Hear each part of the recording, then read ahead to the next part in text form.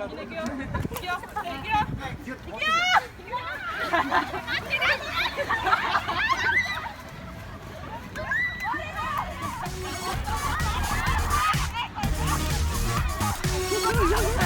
れてないやん。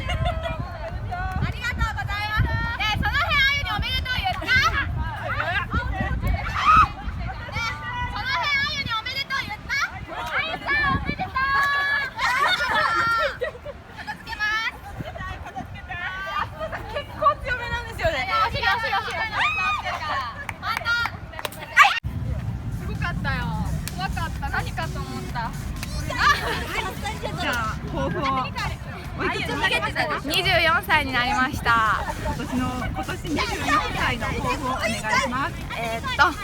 24歳になったので、もう少し人としても選手としてもしっかりしたいです。もっと後輩たちを引っ張っていけるような選手になりたいです。ありがとうございます。